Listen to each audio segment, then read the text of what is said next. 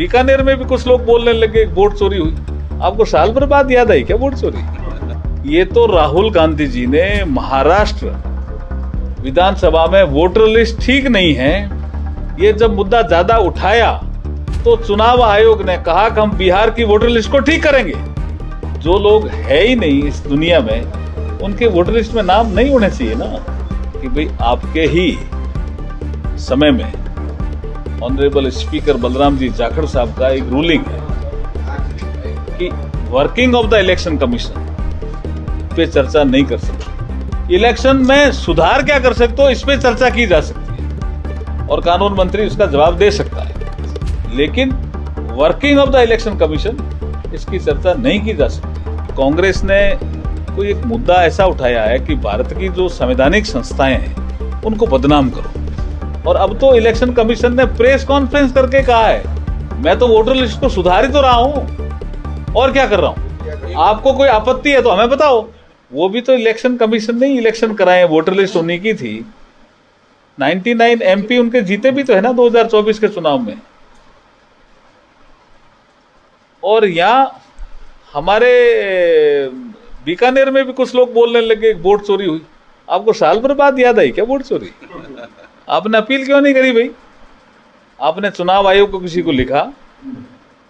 ये तो राहुल गांधी जी ने महाराष्ट्र विधानसभा में वोटर लिस्ट ठीक नहीं है, ये जब मुद्दा ज्यादा उठाया तो चुनाव आयोग ने कहा कि हम बिहार की वोटर लिस्ट को ठीक करेंगे, इसलिए वो एसआईआर लेके आए। जो लोग है ही नहीं इस दुनिया में, उनके वोटर लिस्ट में नाम नहीं होने चाहिए ना। तो वो तो एक एसआईआर के माध्यम से वोटर लिस्ट को ठीक कर रहे हैं। अब उनका एक मुद्दा था बड़ा, हमारे संसद सत्र में भी था कि इस पर आप चर्चा करो। तो हमने उनको समझाया कि भाई आपके ही समय में ऑनरेबल स्पीकर बलराम जी जाखड़ साहब का एक रूलिंग है कि working of the election commission पे चर्चा नहीं कर सकते। Working of the election commission, ये working of the election commission है, इलेक्शन में सुधार क्या कर सकते हो इस पे चर्चा की जा सकती है और कानून मंत्री उसका जवाब दे सकता है, लेकिन working of the election commission इसकी चर्चा नहीं की जा सकती। तो कह रहा हूं आप उनको अपील करनी चाहिए थी ना। अभी तक वो साल भर बाद ध्यान में आया, साल भर से ज्यादा समय हो गया। कांग्रेस तो मिसकॉल अभियान चला रही है गांव-गांव के अंदर। ये मैं यही कहना चाह रहा हूं कि कांग्रेस ने कोई एक मुद्दा ऐसा उठाया है कि भारत की जो संवैधानिक संस्थाएं हैं उनको बदनाम करो, ये उस रणनीति का ही हिस्सा है। इलेक्शन कमीशन का काम बहुत शानदार रहा है जी 1952 से। थोड़ी बहुत कमी बेची होती रही है समय समय पे, कांग्रेस के ज़माने में तो ज़्यादा हुई है, हमने तो उसमें सुधार किया है। और अब तो इलेक्शन कमीशन ने प्रेस कॉन्फ्रेंस करके कहा है मैं तो वोटर लिस्ट को सुधार ही तो रहा हूं और क्या कर रहा हूं, आपको कोई आपत्ति है तो हमें बताओ। 130वां विधेयक आया, कानून नया लेके आए जो जेल में डालने की जो बात है। देखिए, जब संविधान बना था ना, तब संविधान निर्माताओं ने ऐसा सोचा था कि कोई मुख्यमंत्री, कोई मंत्री, कोई केंद्र का मंत्री और अगर प्रधानमंत्री भी हो तो क्या हुआ, अगर वो किसी आरोप में फंसा है, किसी आरोप में फंसा है और दोष सिद्ध हो रहा है, ऐसा जांच एजेंसियों को लग रहा है, और उसके बाद वो जेल चला गया, कोर्ट उसको जमानत नहीं दे रही है, तो शासन कहां से चलना चाहिए? जेल से चलना चाहिए क्या? नहीं चलना चाहिए ना, हंगामा क्यों कर रही है? नहीं चलना चाहिए ना।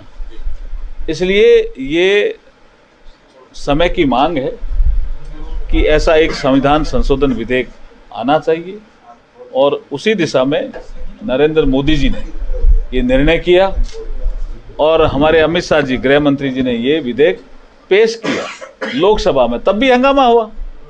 राज्यसभा में एक ज्वाइंट कमेटी का प्रस्ताव लाए, तब भी हंगामा हुआ। हमने पूछा भी क्यों हंगामा कर रहे हो, क्या पॉलिटिकल कारणों से हमारे लोगों को आप जेल में डाल दोगे? पॉलिटिकल कारणों से कैसे जेल में डाल देंगे? अगर किसी ने रास्ता रोका है तो आप थोड़े समय के लिए गए ना, 1 दिन के लिए, 2 दिन के लिए। ये तो 5 वर्ष या 5 वर्ष से ज्यादा जिसको सजा होगी, ऐसे अपराध में आप लिप्त पाए जाओगे।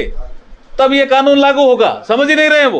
वो जमानत के लिए आप ला रहे हो, जमानत पे है उनको, तो जमानत तो दे ही देगा ना। अगर कोई छोटा मोटा अपराध हुआ तो कोर्ट जमानत पे चल रहा है। नहीं, दोष अगर गंभीर हुआ और कोर्ट ने कहा जमानत नहीं दे सकते, तो मैं पूछ रहा हूं वो गवर्नेंस कहां से करेगा? वो आदमी मंत्री है ना भाई, जनता लोग उससे मिलने आती है, जनता क्या उसको जेल में मिलने जाएगी? ये प्रोग्रेसिव लॉ है, इसको तो समर्थन करना चाहिए। मैं तो फिर अपील करता हूं समर्थन करें। मगर विपक्ष कह रही है सरकार गिराने के लिए बिल लाया जा रहा है। इसमें का सरकार का गिराने का रखने का विषय है जी। इसमें तो जो भ्रष्टाचारी है, बेईमान है, जिसने अपराध किया है, 5 वर्ष या उससे अधिक की सजा उसको होने वाली है, ऐसे केसेस में कोई नेता फंसा है, उसमें प्रधानमंत्री जी खुद कह रहे हैं कि भाई मैं भी ऐसा हूं तो मुझे भी कुर्सी पे रहने का अधिकार है क्या? वो तो स्वागत करना चाहिए अपोजिशन को ऐसे प्रस्ताव का। तो मोदी जी ने कल बिहार में कहा घुसपैठ या घुस गए हैं बहुत से, उस पर भी कार्रवाई चल रही है। दे रहे हैं, दिखाई नहीं रहे हैं इस तरह का। राहुल गांधी कह रहे हैं कि भाई उपराष्ट्रपति गायब है। कौन कह रहे हैं? राहुल गांधी बोल रहे हैं वो पता कर लें भाई, वो पता करके अपने जो भी कार्रवाई वो करें। पता कर नहीं पा रहे हैं और आरोप लगाने की उनकी आदत हो गई है।